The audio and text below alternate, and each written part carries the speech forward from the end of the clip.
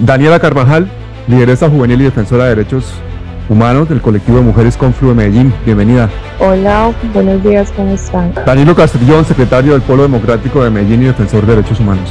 Un saludo, Pablo, un saludo a Ana, María, Adriana, Víctor. Mi amiga Adriana Ruiz, activista e influenciadora política importante de Antioquia.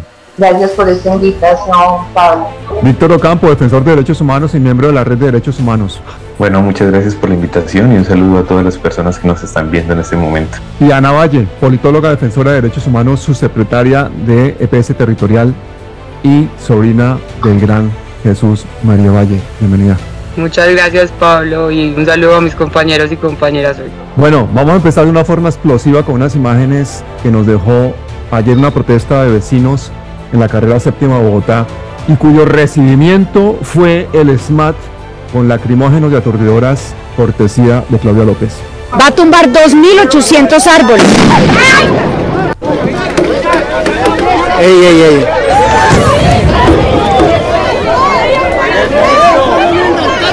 Este es el diálogo de Claudia López. Este es el diálogo de Claudia López.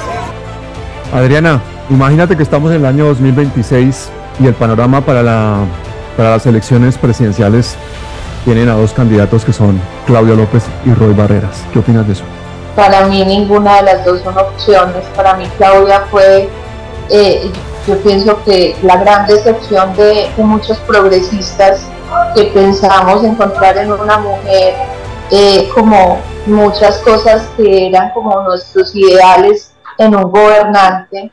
María Carvajal, ¿qué te parece las jugadas políticas que está haciendo Roy Barreras, el haber hecho un nuevo partido en estos días, el oponerse a las propias reformas de la salud, por ejemplo? No, me parece que es una jugada pues bastante sucia y aparte siento que no es la persona indicada como para opinar de ciertas reformas. No, la conformación del nuevo partido de Roy es un desacierto total, es un proyecto que va contra todo lo que se ha ido conformando desde el pacto histórico. Las banderas y las líneas rojas que se conformaron al unir al grupo de sectores que lideró la campaña presidencial de Gustavo Petro y Francia Márquez fueron muy claras, no para políticos, no personas vinculadas a corrupción probada, y Roy Barreras hoy para el tema del Valle del Cauca está vinculando para la gobernación a Dilian Francisco Toro como su precandidata y a la alcaldía de Cali a Millarlandi López, que es familiar de Roy Barreras, exsecretaria de salud de la alcaldía de Jorge Iván Ospina y envuelta en múltiples escándalos de corrupción probados por más de 10.000 millones de pesos en un artículo sacado por Cuestión Pública con temas relacionados a la contratación de la salud. Mi preocupación radica en que las personas que pueden confluir y pues generar liderazgos importantes de cara a las elecciones de este año sí lo hagan y que de alguna manera pues la izquierda tradicional del país saque como esa fuerza y haga de lado pues esas personas que pueden estarse aprovechando de la fuerza que el pacto puede tener y que eso les permitirá entonces llegar a espacios donde no podrían hacerlo de otra manera. Porque el presidente del Congreso finalmente tiene un mandato, y un mandato al que debe obedecer, pero hoy por hoy, pues digamos que con las declaraciones que ha hecho sobre la ministra, es un asunto que nos debe tener a todos en alerta máxima. Adriana, ¿por qué es tan importante la alcaldía de Medellín? Porque yo he visto que tú has sido muy vehemente estos días en tu activismo respecto a que abramos los ojos los colombianos con esa alcaldía. Porque todas las fuerzas del uribismo en este momento están concentradas pues en la capital antioqueña y yo pienso que en este momento a ellos no les interesa más otra ciudad que no sea Medellín, porque finalmente EPM, el grupo GEA, yo pienso que es uno de lo más poderoso que hay en Colombia y precisamente por eso digo que ahí es donde está la caja menor de ellos. Pensaría que ellos solamente necesitan coger Medellín para tomarse de nuevo a Colombia.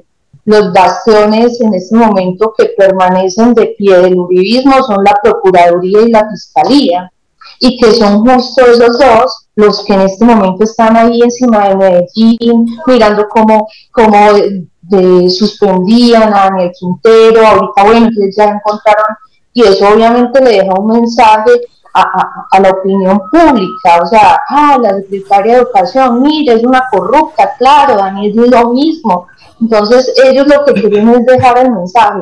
¿Es cierto o no? No lo sabemos, pero yo pienso que ya tuvimos una experiencia con la alcaldía de Bogotá, con Gustavo Petro, donde después nos dimos cuenta que era un complot, que todo era un montaje. Entonces de verdad que me cuestionan muchas cosas y me preocupan. María, ¿tú sabías que aquí en este momento tienes una precandidata para la alcaldía de Medellín? Sí, Ana Valle. sí, la compañerita tú Ana eres Valle. precandidata, ¿no?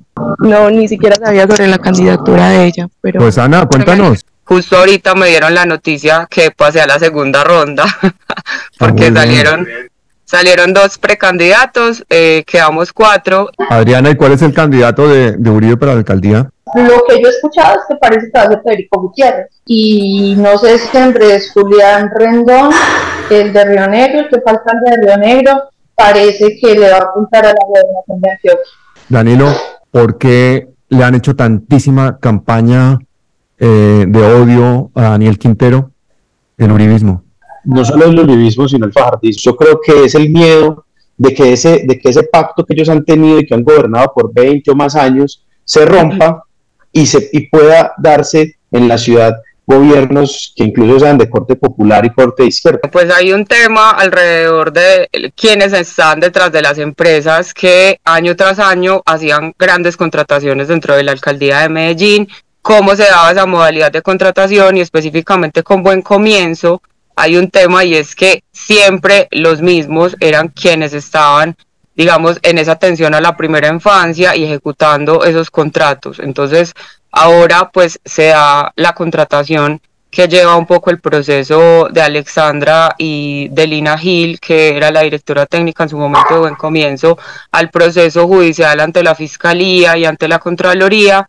Y pues digamos que el ataque se da a través de la modalidad de contratación, porque pues fue una contratación directa, pero también pues históricamente se contrataba directamente a empresas que una de ellas pues está detrás de ellas, los hijos de Uribe, y también pues digamos otros empresarios y políticos reconocidos de la ciudad, porque el tema de Buen Comienzo no es nuevo y viene desde hace un tiempo, cuando desde la alcaldía de Medellín se exigió que los operadores de Buen Comienzo estuvieran en el banco de operadores del ICBF, que hasta hubo una falsificación de un documento por parte de una de estas empresas para poder participar. Entonces ahí digamos que hay nuevamente y se presenta una dificultad alrededor de que quieren ser las mismas empresas de siempre quienes operen estos programas, y se genera una dificultad cuando entonces se abre la cancha para que sean otros operadores los que puedan optar y atender a la primera infancia en Medellín. Voy a ponerte una imagen, Víctor, a ver qué opinas de esta imagen.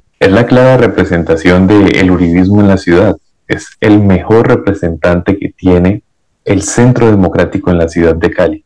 Una persona que viene de dineros de fuentes dudosas, que se precia de ser la persona que puede tentar cualquier tipo de acción sin ninguna responsabilidad o consecuencia, y que vive en un sector que es totalmente alejado del resto de las dinámicas de la ciudad.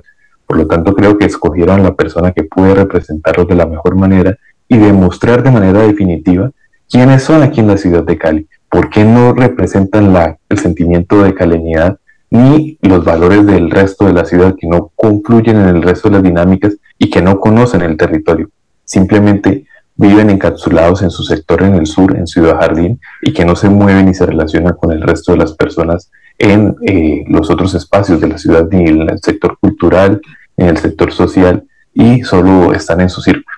Creo que es de las pocas personas que participaron en el paro del lado de los paramilitares de la ciudad, haciendo acciones en contra de la ciudadanía que se encontraba protestando, que hoy ha tenido ese nivel de vinculación a un proceso judicial. Lo que pasa es que la Fiscalía obviamente está operada por Francisco Barbosa, sigue siendo representada por el uribismo y es un aliado crucial de María Fernanda Cabal y de todos sus equipos. Si tú ves todos los actos públicos de lanzamiento de campaña que ha tenido esta persona, ha sido de la mano de María Fernanda Cabal. La marcha que hubo en Cali el 15 de febrero, María Fernanda Cabal vino hasta la ciudad de Cali en un acto primero de respaldo y segundo de acompañamiento a toda esta iniciativa. Por lo tanto, no es una inoperancia propia del sistema judicial, sino de los actores que la están torpedeando. María Fernanda Cabal y su grupo, representado en los terratenientes que han acumulado la tierra a través de la desposesión, como el Fondo Ganadero de Córdoba, los cuales se apropiaron de múltiples tierras de la par del paramilitarismo, no van a querer soltar fácilmente su aparato productivo. La tierra en Colombia es un símbolo de detentación de poder, y a través de la tierra se utiliza para generar unas dinámicas de acumulación, de posesión y de control territorial sobre las personas que se encuentran ahí, marcando toda una serie de dinámicas políticas, económicas y sociales. Por lo tanto, ese componente para avanzar en la paz total es fundamental. Ese fue uno de los puntos por los cuales José Félix Lafuria se encuentra hoy en la mesa de negociación con el ELN en México. Por eso que ellos coloquen trabas y dilaciones es una muestra más de toda la serie de dificultades que se van a ir presentando a lo largo del desarrollo de los programas de este gobierno. Es que ya empezamos a ver que cada vez que se toca una arista del poder económico o del poder que tienen en las regiones, esta serie de personajes empiezan a hacer acciones como los que sucedió en la Procuraduría con la destitución de Daniel Medellín, el presidente de la SAE. Esa toda una serie de utilización de presión para lograr sus intereses. Y la tierra en Colombia va a ser un tema crucial. La tierra es el centro del problema de los conflictos armados en Colombia durante todo, desde su existencia misma. Por eso fue que se genera toda una disposición sobre las zonas de reserva campesina que dan como origen Marquetalia, Guayabero, Río Chiquito, El Pato, en el Sumapaz, todas las reformas y el movimiento campesino luchando por esa transformación debe ser materializada para lograr esa consecución por fin de la finalidad del conflicto y avanzar en la justicia social. Ya hemos visto lo que es capaz del empresariado cuando se le toca el bolsillo, ¿cierto? Y digamos que también esa acumulación de tierras tiene que ver con una historia de despojos, pues que creo que habría que entrar a investigar, y de hecho en todo el proceso de paz que hubo con las FARC y el trabajo que hicieron las instituciones posteriores, si nos vamos a los informes de la Comisión de la Verdad o a los casos que se están investigando en la JEP, pues podemos identificar incluso la trazabilidad de las empresas que fueron despojadoras de tierra y quienes ahora poseen esas tierras y quienes fueron despojados y víctimas. Entonces, pues yo creo que empezó Petro por donde debía empezar, pues de alguna manera estableciendo el diálogo y las rutas que pueda concertar eventualmente con esos ganaderos y con esos empresarios, pero pues tendrá que ser entonces la reforma rural la que le dé los dientes para que efectivamente sí se dé esa redistribución y que estén los tiempos en un mediano y corto plazo, pues la reparación también a esas personas que fueron efectivamente desplazadas y despojadas de sus pertenencias. Danilo, y otra pregunta, y esa alianza ahí entre Robledo y Sergio Fajardo, que no hace más que quejarse, oír a Robledo que cuando era candidato presidencial decía que eso iba a acabar con las EPS y ahora las defiende. ¿Tú cómo ves ese movimiento que han creado estos dos? ¿Cuál es la situación de estos dos personajes y qué fin tiene todo eso? Realmente son dos políticos que no dejan que nada peleche, que no sean ellos mismos y que se juntan justamente para no para sacar un gran proyecto de país adelante, sino para enfrentar al presidente, para enfrentar al gobierno del cambio, pues incluso trayendo elementos, como tú lo anunciabas ahora, contra los que ellos mismos estarían en contra. Pues hoy están defendiendo las EPS cuando, digamos, Jorge Robledo en el 2017 en su precandidatura a la presidencia ya le decía Bolsonarias en Twitter, el precandidato Robledo decía que tenían que acabar con la intermediación de las EPS. Entonces yo creo que es un asunto de revanchismo político que no les queda para nada bien a estos dos personajes. Víctor, te voy a poner unas imágenes de las marchas de la derecha, a ver tú cómo las analizas. Primero veamos unos segundos a ver qué impresiones nos da. Hoy estoy molesta por la reforma de la salud, porque la guerrilla se tomó el país. Petro no es dictador, es un tirano. Un tirano es lo peor que puede haber y no vamos a permitir que Colombia quede en manos de él. Colombia es libre y ama a Dios y nosotros estamos con Dios. Deberían estar todos hoy en la calle con más razones, exigiendo la renuncia del actual presidente. Su palomita, este no te va a funcionar, Juan Carlos Peggy. Vaya a quedar su palomita. Carlos, mira para acá, amigo. Te voy a dar un mensaje. ¡Fuera de acá!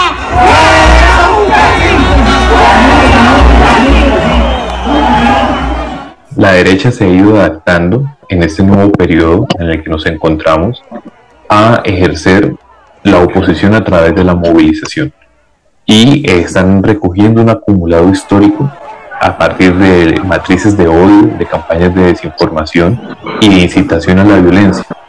Entonces vemos que las marchas han sido antecedidas por una serie de mensajes contundentes de odio, de desinformación, tocando puntos muy sensibles de ciertos grupos poblacionales.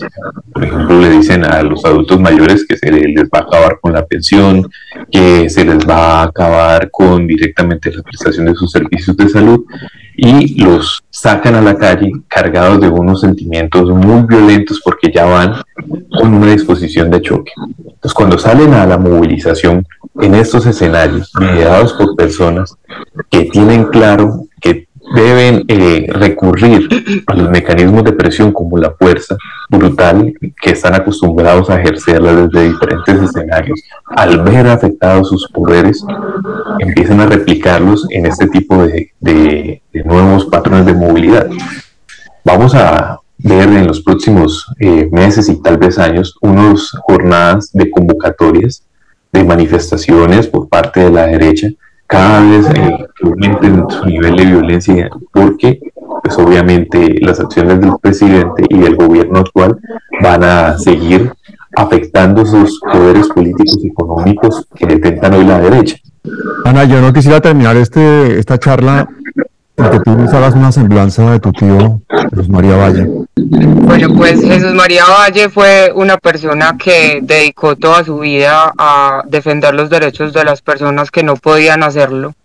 Pues yo creo que el amor por su tierra, que fue Ituango, especialmente pues el corregimiento de La Granja, que es de donde es mi abuela, pues la mamá de mi papá y de mi tío Jesús, y las denuncias constantes alrededor de la defensa, pues justamente de la justicia, porque yo creo que mi tío fue un buscador incansable de la justicia y de la denuncia de los atropellos del Estado y también de todas esas de esos actos que se hacían en contra de la población civil y que generaban esa desigualdad y esas brechas entre las personas más vulnerables y quienes estaban detentando el poder en ese momento, en los 90, pues en la Medellín de los 90 y en la Antioquia de los 90, que fue una época tan difícil para este departamento por la configuración del paramilitarismo en lo urbano y en lo rural, pues hacen que entonces él, en esa lucha incansable, pues decida incluso entregar su vida a esa causa. Y yo creo que pues no, para los jóvenes y las jóvenes, muchos de ellos que todavía incluso siguen a mi tío, yo estudio en la Universidad de Antioquia y reconozco en mis compañeros mucha admiración alrededor de mi tío. Creo que el mensaje no es entregar la vida por esas causas, pero sí luchar incansablemente por la justicia y por lo que creemos que es adecuado y por defender los derechos humanos de las personas. Entonces creo que hay formas alrededor de la movilización y la protesta, por ejemplo, que se han adoptado desde la juventud, que no deben estar encaminadas al hecho de entregar la vida, pero creo que sí hay que tener convicciones que guíen el camino de los defensores y defensoras de derechos humanos que se están formando, y que es esa búsqueda incansable de la justicia, esa reclamación ante el Estado por lo que es justo. Y pues creo que mi tío vivió en una época en la que para los líderes y los defensores era muy difícil, pues que definitivamente se enfrentaban a condiciones de violencia y a personas que estaban dispuestas a matar a quienes no estuvieran de acuerdo, quienes revelaran la verdad.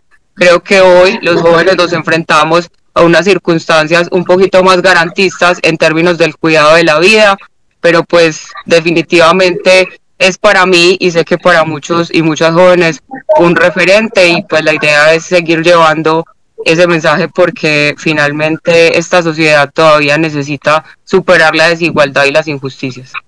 Ana, pero ¿quiénes fueron los responsables de la muerte de Jesús María Valle y qué ha pasado judicialmente con ese caso? Bueno, pues judicialmente ante estrados internacionales se condena al Estado colombiano porque pues no tuvo el debido cuidado con la vida de mi tío Jesús María Valle, aun cuando se había adelantado el proceso para que se supiera pues de las amenazas que estaba siendo víctima constantemente. No solo mi tío, sino también mi familia, durante, pues, posterior al asesinato de él, estuvimos en riesgo durante muchísimos años. Todavía hoy, pues, hay un seguimiento al tema y entonces es el Estado colombiano el responsable de que se le haya asesinado, pero también, pues, entendemos que en algún momento las masacres del Aro y de la Granja en Ituango, pues, se dan en una connivencia entre el ejército y los paramilitares. De eso, pues, digamos, había conocimiento desde la gobernación de Antioquia. En ese momento el gobernador era Álvaro Uribe Vélez, y pues de alguna manera la responsabilidad que recae sobre él en el asesinato de mi tío y también en la masacre que ocurrió en esa parte, en Ituango, que ha sido víctima sistemática de violencia de territorio, pues ahí hay una responsabilidad importante que se sigue investigando y que esperamos pues que la justicia opere y que en algún momento se le condene al expresidente Álvaro Uribe Vélez por la responsabilidad que tiene en este caso específico. Pero por otra parte, Adriana, también quería preguntarte, ¿a ti te parece bien que el pacto histórico termine haciendo tratos o fichajes de figuras que estén con antecedentes en corrupción? Personalmente yo he visto que, por ejemplo, el Partido Conservador en este momento acá en Antioquia se ha empezado a apoderar de una cantidad de cargos y o sea, que quién se los dio del pacto histórico, o sea, personas con las que yo incluso me enfrenté durante la campaña porque trataban a Petro como quisieron, hoy en día están en unos cargos que yo me quedo ¿cómo? Y eliminaron todo lo que hablaban de Petro en las redes y ya, o sea, ahí están en cargos de 20, 30 millones de pesos y personas profesionales capaces del pacto histórico que lucharon por la causa, que la metieron toda, que expusieron su vida, que hicieron tantas cosas, están ahí y para acabar de ajustar, estas personas están empezando a mover los hilos desde sus cargos para las regionales y no están apuntando a gente del pacto histórico ni alternativos, no, están apuntándole a esa vieja política, a los viejos políticos, a los corruptos. Entonces les están dando cargos a una cantidad de gente que no tuvo nada que ver, sea por cuota política, sea por lo que sea, pero pues yo para como estoy viendo las cosas, no, pues parece que Petro entonces sí solamente va a gobernar 4 años, porque es que si se pone a entregarle cargos a esa cantidad de gente, de corruptos, de partidos tradicionales, esta gente se va a encargar es de que sencillamente ellos vuelvan al poder en 4 años. Estamos dejando que la narrativa lo lleven ellos, o sea, estamos dejando que los medios que son propiedad de banqueros, los medios que son propiedad de los grandes empresarios, sean quienes tienen la narrativa, y yo creo que hoy libertad de prensa es justamente, por ejemplo,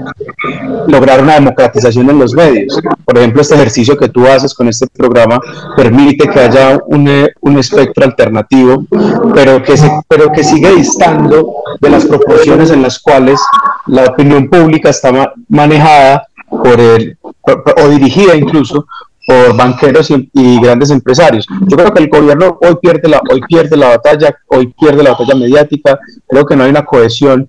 En este momento los únicos que están tumbando las mentiras que nos meten los medios son precisamente los influenciadores en redes.